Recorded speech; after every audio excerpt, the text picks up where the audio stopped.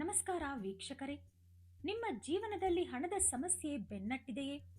ಎಷ್ಟೇ ಕಷ್ಟಪಟ್ಟರೂ ಸಾಲದ ಸುಳಿಯಿಂದ ಹೊರಬರಲು ಸಾಧ್ಯವಾಗುತ್ತಿಲ್ಲವೇ? ನಿಮ್ಮ ಮನೆಯಲ್ಲಿ ಯಾವಾಗಲೂ ಕಿರಿಕಿರಿ, ಅಶಾಂತಿ ತಾಂಡವವಾಡುತ್ತಿದೆಯೇ? ಇದಕ್ಕೆಲ್ಲಾ ಕಾರಣ ನಿಮ್ಮ ಜಾತಕದಲ್ಲಿರುವ ದೋಷಗಳೇ ಅಥವಾ ನಿಮ್ಮ ಸುತ್ತಲಿರುವ ನಕಾರಾತ್ಮಕ ಶಕ್ತಿಯೇ? ಹಾಗಾದರೆ ಎಚ್ಚರದಿಂದ ಕೇಳಿ. ನಾಳೆ ಅಂದರೆ ಏಪ್ರಿಲ್ 17 ಚೈತ್ರ ಅಮಾವಾಸ್ಯೆ. ಇದು ಸಾಮಾನ್ಯ ಅಮಾವಾಸ್ಯೆಯಲ್ಲ, ಸಾಕ್ಷಾತ್ ಮಹಾಲಕ್ಷ್ಮಿಯ ಕೃಪೆಗೆ ಪಾತ್ರವಾದ ಶುಕ್ರ ಅಮಾವಾಸ್ಯೆ. ಶತಮಾನಗಳ ನಂತರ ಇಂತಹ ಒಂದು ಶಕ್ತಿಯುತವಾದ ಯೋಗ ಕೂಡಿಬರುತ್ತಿದೆ. ಇಂದಿನ ವಿಡಿಯೋದಲ್ಲಿ ನಾವು ಸಾಮಾನ್ಯ ಮಂತ್ರಗಳ ಬಗ್ಗೆ ಮಾತನಾಡುತ್ತಿಲ್ಲ, ಬದಲಾಗಿ ನಮ್ಮ ಋಷಿ ಮುನಿಗಳು ಹಸ್ತಪ್ರತಿಗಳಲ್ಲಿ ಬರೆದಿಟ್ಟಿರುವ ಬೇವಿನ ಮರದ ಮೂಲಕ ಮಾಡುವ ಅತ್ಯಂತ ಶಕ್ತಿಯುತ ರಹಸ್ಯ ತಂತ್ರದ ಬಗ್ಗೆ ತಿಳಿಯಲಿದ್ದೇವೆ. ಕೇವಲ 2 ನಿಮಿಷಗಳ ಒಂದು ಸಣ್ಣ ತಾಂತ್ರಿಕ ಪರಿಹಾರ ನಿಮ್ಮ ಇಡೀ ಜನ್ಮದ ದಾರಿದ್ರ್ಯವನ್ನು ಸುಟ್ಟು ಭಸ್ಮ ಮಾಡಬಲ್ಲದು. ಈ ಪರಿಹಾರವು ನಿಮ್ಮ ಮನೆಯ ದಾರಿದ್ರ್ಯವನ್ನು ಕೇವಲ 2 ನಿಮಿಷಗಳಲ್ಲಿ ಹೇಗೆ ಹೊರಹಾಕುತ್ತದೆ?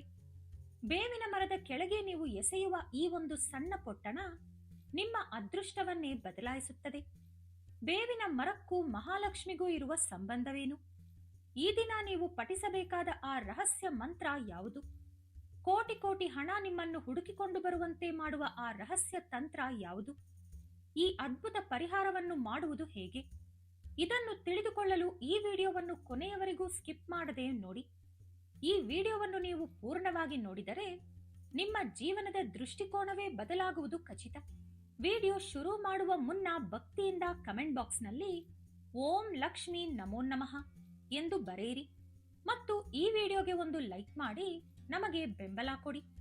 ನಿಮ್ಮ ಒಂದು ಲೈಕ್ ಇಂತಹ ಅನೇಕ ಸನಾತನ ರಹಸ್ಯಗಳನ್ನು ನಿಮ್ಮ ಮುಂದೆ ತರಲು ನಮಗೆ ಸ್ಫೂರ್ತಿ ನೀಡುತ್ತದೆ.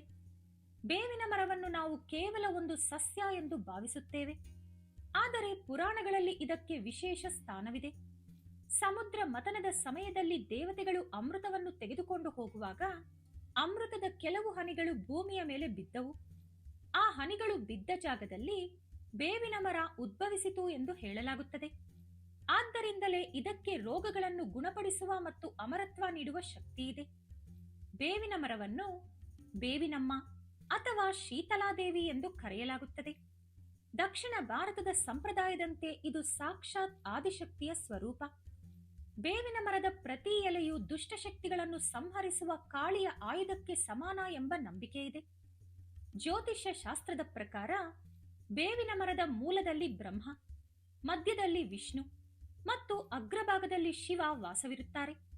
ಆದರೆ ಈ ಮರದ ಚೈತನ್ಯವು ಮಹಾಲಕ್ಷ್ಮಿಗೆ ಸಂಬಂಧಿಸಿದ್ದು. ಶುಕ್ರವಾರ ಅಮಾವಾಸ್ಯೆ ಬಂದಾಗ ಈ ಮರದ ಶಕ್ತಿ 1000 ಪಟ್ಟು ಹೆಚ್ಚಾಗುತ್ತದೆ. ಈ ಬಾರಿಯ ಅಮಾವಾಸ್ಯೆ ಏಕೆ ಇಷ್ಟು ಪ್ರಬಲವಾಗಿದೆ? ಶಾಸ್ತ್ರಗಳ ಪ್ರಕಾರ ಅಮಾವಾಸ್ಯೆಯು ದೋಷ ನಿವಾರಣೆಗೆ ಮತ್ತು ತಾಂತ್ರಿಕ ಪರಿಹಾರಗಳಿಗೆ ಅತ್ಯಂತ ಪ್ರಶಸ್ತವಾದ ಸಮಯ. ಈ ಬಾರಿ ಚೈತ್ರ ಅಮಾವಾಸ್ಯೆಯು ಶುಕ್ರವಾರದಂದು ಬಂದಿರುವುದು ಒಂದು ವಿಶೇಷ ದೈವಿಕ ಸಂಕೇತ. ಶುಕ್ರವಾರವು ಅಷ್ಟೈಶ್ವರ್ಯ ಪ್ರದಾಯಿನಿ ಮಹಾಲಕ್ಷ್ಮಿಯ ವಾರ. ಜಾತಕದಲ್ಲಿ ಶುಕ್ರ ಗ್ರಹ ಬಲವಾಗಿದ್ದರೆ ಮಾತ್ರ ವ್ಯಕ್ತಿ ಐಷಾರಾಮಿ ಜೀವನ ನಡೆಸಲು ಸಾಧ್ಯ. ಶುಕ್ರನು ಸುಖ, ಸಂತೋಷ ಮತ್ತು ವೈಭವದ ಅಧಿಪತಿ. ಅಮಾವಾಸ್ಯೆಯಂದು ಚಂದ್ರನು ಕ್ಷೀಣಿಸಿರುತ್ತಾನೆ. ಅಂತಹ ಸಮಯದಲ್ಲಿ ಶುಕ್ರವಾರದ ಸಂಯೋಗವು ಲಕ್ಷ್ಮೀ ಯೋಗವನ್ನು ಸೃಷ್ಟಿಸುತ್ತದೆ. ಇದು ಹಿಂದೂ ಹೊಸ ವರ್ಷದ ಆರಂಭದ ಮಾಸ. ಈ ಮಾಸದಲ್ಲಿ ಮಾಡುವ ದೋಷ ನಿವಾರಣೆ ಇಡೀ ವರ್ಷಕ್ಕೆ ರಕ್ಷಾ ಕವಚದಂತೆ ಕೆಲಸ ಮಾಡುತ್ತದೆ. ಈ ಹೊಸ ವರ್ಷದ ಮೊದಲ ಅಮಾವಾಸ್ಯೆ ಇದಾಗಿದ್ದು ಬ್ರಹ್ಮಾಂಡದ ಶಕ್ತಿಗಳು ಅತ್ಯಂತ ಸಕ್ರಿಯವಾಗಿರುತ್ತವೆ. ಅಮಾವಾಸ್ಯೆ ಎಂದರೆ ಪಿತೃಗಳಿಗೆ ತರ್ಪಣ ನೀಡುವ ದಿನ. ಈ ದಿನದ ಪರಿಹಾರಗಳು ಕೇವಲ ಹಣವನ್ನಲ್ಲ, ಮನೆಯಲ್ಲಿ ಸುಖ ಶಾಂತಿಯನ್ನು ನೆಲೆಸುವಂತೆ ಮಾಡುತ್ತವೆ. ಪರಿಹಾರ ಮಾಡುವ ಮುನ್ನ ಈ ನಿಯಮಗಳನ್ನು ಕಟ್ಟುನಿಟ್ಟಾಗಿ ಪಾಲಿಸಿ. ಇಲ್ಲದಿದ್ದರೆ ಲಕ್ಷ್ಮೀದೇವಿಯ ಆಗಮನದ ಬದಲು ದರಿದ್ರ ಲಕ್ಷ್ಮಿ ಮನೆ ಸೇರುತ್ತಾಳೆ. 1. ಆಹಾರ ನಿಯಮ. ಈ ದಿನ ಮಾಂಸಾಹಾರ, ಮೊಟ್ಟೆ ಅಥವಾ ಮದ್ಯವನ್ನು ಮುಟ್ಟಲೇಬಾರದು. 2. ಹಣಕಾಸು. ಯಾರಿಗೂ ಸಾಲ ನೀಡಬೇಡಿ ಮತ್ತು ಯಾರಿಂದಲೂ ಸಾಲ ಪಡೆಯಬೇಡಿ. 3. ನಿದ್ರೆ. ಹಗಲು ಹೊತ್ತು ನಿದ್ರಿಸುವುದು ದಾರಿದ್ರ್ಯಕ್ಕೆ ದಾರಿ. 4. ಖರೀದಿ. ಕಬ್ಬಿಣದ ವಸ್ತುಗಳು, ಹೊಸ ಪೊರಕೆ, ಅಕ್ಕಿ ಅಥವಾ ಗೋಧಿಯನ್ನು ಈ ದಿನ ಖರೀದಿಸಬೇಡಿ. 5. ಚರ್ಮದ ವಸ್ತುಗಳು, ಶೂ, ಬ್ಯಾಗ್ ಮತ್ತು ಹರಿತವಾದ ವಸ್ತುಗಳನ್ನು ಖರೀದಿಸುವುದು ಅಮಂಗಳ. 6 ಶೌಚ. ಕೂದಲು ಅಥವಾ ಉಗುರು ಕತ್ತರಿಸುವುದು ಮಹಾಪಾಪ. ದೂರ ಪ್ರಯಾಣ ಮತ್ತು ಶುಭ ಕಾರ್ಯಗಳನ್ನು ಇಂದು ತಪ್ಪಿಸಿ. ಬೇವಿನ ಮರ ಅಂದರೆ ಸಾಕ್ಷಾತ್ ಆದಿಪರಾಶಕ್ತಿಯ ಸ್ವರೂಪ. ಆಯುರ್ವೇದದಲ್ಲಿ ಇದಕ್ಕೆ ಸರ್ವರೋಗ ನಿವಾರಣಿ ಎಂಬ ಹೆಸರಿದೆ. ವೈಜ್ಞಾನಿಕವಾಗಿ ಬೇವಿನ ಮರವು ಅತಿ ಹೆಚ್ಚು ಆಮ್ಲಜನಕವನ್ನು ಅಂದರೆ ಆಕ್ಸಿಜನ್ ಬಿಡುಗಡೆ ಮಾಡುತ್ತದೆ. ಇದರ ಗಾಳಿ ಸೇವಿಸಿದರೆ ದೇಹದ ಅರ್ಧದಷ್ಟು ರೋಗಗಳು ಗುಣವಾಗುತ್ತವೆ. ಬೇವಿನ ಮರದಲ್ಲಿ ಸಕಾರಾತ್ಮಕ ಶಕ್ತಿ ಅಂದರೆ ಪಾಸಿಟಿವ್ ಎನರ್ಜಿ ಇರುತ್ತದೆ.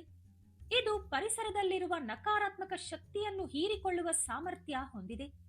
ನಮ್ಮ ಪೂರ್ವಜರು ಮನೆ ಮುಂದೆ ಬೇವಿನ ಮರ ಬೆಳೆಸುತ್ತಿದ್ದುದಕ್ಕೆ ಇದೇ ಕಾರಣ. ಈ ಪರಿಹಾರವನ್ನು ನೀವು ಸಂಜೆ 4ರಿಂದ 6 ಗಂಟೆಯ ನಡುವೆ ಮಾಡಬೇಕು. ಪರಿಹಾರಕ್ಕೆ ಬೇಕಾದ ವಿಶೇಷ ವಸ್ತುಗಳ ರಹಸ್ಯ ಇಲ್ಲಿದೆ. 1 ಕಪ್ಪು ಸಾಸಿವೆ. ಇದು ರಾಹುದೋಷವನ್ನು ನಿವಾರಿಸುತ್ತದೆ. ನಿಮ್ಮ ಮೇಲೆ ಯಾರಾದರೂ ಮಾಟ ಮಂತ್ರ ಅಥವಾ ಕೆಟ್ಟ ದೃಷ್ಟಿ ಹಾಕಿದ್ದರೆ ಅದನ್ನು ಸಾಸಿವೆ ಹೀರಿಕೊಳ್ಳುತ್ತದೆ. 2 ಕಲ್ಲುಪ್ಪು. ಸಮುದ್ರದಿಂದ ಉದ್ಭವಿಸಿದ ಉಪ್ಪು ಲಕ್ಷ್ಮಿಯ ಸೋದರ ಎನ್ನಲಾಗುತ್ತದೆ.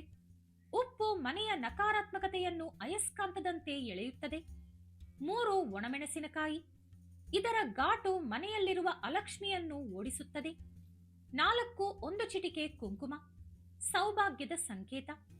5 1 ಬಿಳಿ ಕಾಗದ. 6 ಕೆಂಪು ಬಣ್ಣದ ಸ್ಕೆಚ್ ಪೆನ್ ಅಥವಾ ಬಾಲ್ ಪೆನ್. ಪರಿಹಾರ ಮಾಡುವ ವಿಧಾನ: ಬಿಳಿ ಕಾಗದದ ಮೇಲೆ ಕೆಂಪು ಪೆನ್ನಿನಿಂದ ನಿಮ್ಮ ಅತಿ ದೊಡ್ಡ ಸಮಸ್ಯೆಯನ್ನು ಬರೆಯಿರಿ. ಉದಾಹರಣೆಗೆ, ನನ್ನ ಸಾಲ ತೀರಲಿ, ಅಥವಾ ನನಗೆ ಬರಬೇಕಾದ ಹಣ ವಾಪಸ್ ಬರಲಿ, ಅಥವಾ ಕೆಲಸ ಸಿಗಲಿ ಇತ್ಯಾದಿಗಳು. ಕೇವಲ ಒಂದು ಸಮಸ್ಯೆಯನ್ನು ಮಾತ್ರ ಬರೆಯಿರಿ. ಬಳಿಕ ಆ ಹಾಳೆಯ ಮೇಲೆ ನಾನು ಮೇಲೆ ಹೇಳಿದ ಎಲ್ಲಾ ವಸ್ತುಗಳನ್ನು ಸ್ವಲ್ಪ ಸ್ವಲ್ಪ ಇಟ್ಟು ಪೊಟ್ಟಣ ಕಟ್ಟಿ ಮನೆಯ ಹೊರಗಿರುವ ಬೇವಿನ ಮರದ ಹತ್ತಿರ ಹೋಗಿ. ದೇವಸ್ಥಾನದಲ್ಲಿ ಇರುವ ಮರ ಅಥವಾ ಮನೆಯ ಆವರಣದಲ್ಲಿ ಇರುವ ಮರ ಬೇಡ. ಮನೆಯಿಂದ ದೂರ ಅನಾಥವಾಗಿರುವ ಮರ ಸಿಕ್ಕರೆ ತುಂಬಾ ಒಳ್ಳೆಯದು. ಮೊದಲು ಮರಕ್ಕೆ ನಮಸ್ಕರಿಸಿ 1 ಚೊಂಬು ನೀರು ಹಾಕಿ 11 ಬಾರಿ ಪ್ರದಕ್ಷಿಣೆ ಮಾಡಿ. ಪೊಟ್ಟಣವನ್ನು ಕೈಯಲ್ಲಿ ಹಿಡಿದುಕೊಂಡು ನಿಮ್ಮ ತಲೆಯ ಮೇಲೆ 3 ಬಾರಿ ಪ್ರದಕ್ಷಿಣಾಕಾರದಲ್ಲಿ ಮತ್ತು 3 ಬಾರಿ ಅಪ್ರದಕ್ಷಿಣಾಕಾರದಲ್ಲಿ ಸುತ್ತಿ ಮರದ ಬುಡಕ್ಕೆ ಹಾಕಿ.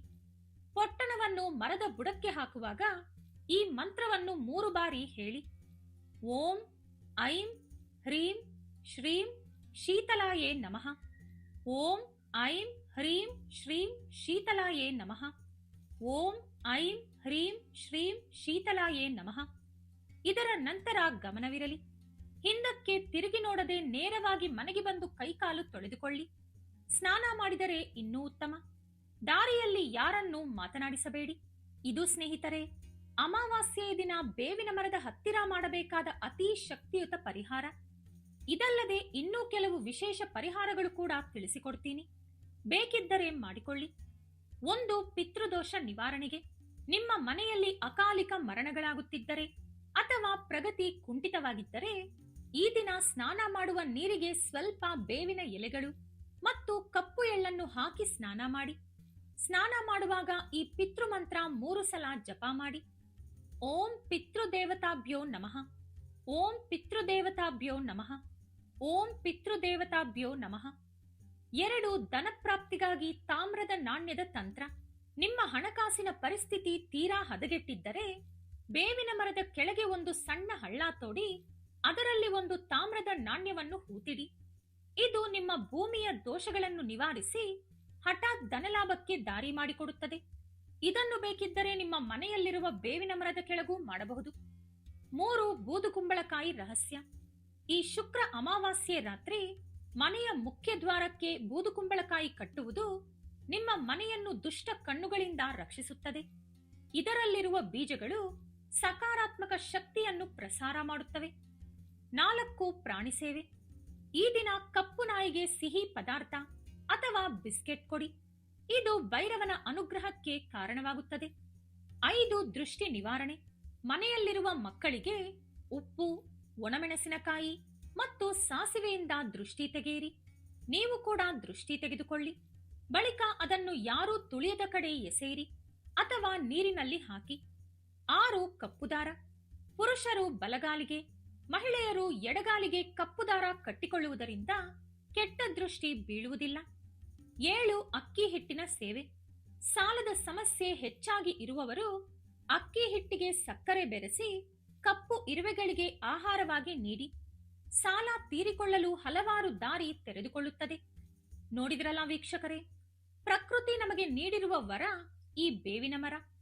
ನಂಬಿಕೆಯೇ ಜೀವನದ ಬುನಾದಿ. ನೀವು ಈ ಪರಿಹಾರವನ್ನು ಪೂರ್ಣ ನಂಬಿಕೆಯಿಂದ ಮಾಡಿದರೆ ಖಂಡಿತವಾಗಿಯೂ ಬದಲಾವಣೆ ಕಾಣುತ್ತೀರಿ.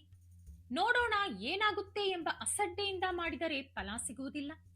ಲಕ್ಷಗಳು ಬರಲಿ ಅಥವಾ ಕೋಟಿಗಳು ಬರಲಿ, ಅದು ನಿಮ್ಮ ಕರ್ಮ ಮತ್ತು ದೈವಬಲದ ಮೇಲೆ ಆಧಾರಿತವಾಗಿದೆ. ಆದರೆ ನಿಮ್ಮ ಆರ್ಥಿಕ ಸ್ಥಿತಿ ಸುಧಾರಿಸುವುದು ಮಾತ್ರ ಖಚಿತ. ನೀವು ಈ ಪರಿಹಾರ ಮಾಡುವಾಗ ಯಾರಿಗೂ ಹೇಳದೆ ಮೌನವಾಗಿ ಮಾಡಬೇಕು. ಇದು ರಹಸ್ಯ ಪರಿಹಾರ. ಈ ಮಾಹಿತಿ ನಿಮಗೆ ನಿಜವಾಗಿಯೂ ಉಪಯುಕ್ತ ಅನಿಸಿದರೆ ಕನಿಷ್ಠ 5 ಜನರಿಗೆ ಈ ವಿಡಿಯೋವನ್ನು ಶೇರ್ ಮಾಡಿ. ಪುಣ್ಯವು ಹಂಚಿಕೊಂಡಷ್ಟು ಹೆಚ್ಚುತ್ತದೆ. ನೀವಿನ್ನೂ ನಮ್ಮ ಚಾನೆಲ್ ಸಬ್ಸ್ಕ್ರೈಬ್ ಮಾಡಿಲ್ಲವೆಂದರೆ ಈಗಲೇ ಸಬ್ಸ್ಕ್ರೈಬ್ ಮಾಡಿಕೊಳ್ಳಿ. ಆ ತಾಯಿ ಬೇವಿನಮ್ಮ ಮತ್ತು ಮಹಾಲಕ್ಷ್ಮಿ ನಿಮ್ಮ ಕುಟುಂಬಕ್ಕೆ ಆಯುಷ್ಯ, ಆರೋಗ್ಯ ಮತ್ತು ಐಶ್ವರ್ಯ ನೀಡಲಿ. ಸರ್ವೇ ಜನ ಸುಖಿನೋ ಭವಂತು. ಲೋಕ ಸಮಸ್ತ ಸುಖಿನೋ ಭವಂತು. ಧನ್ಯವಾದಗಳು.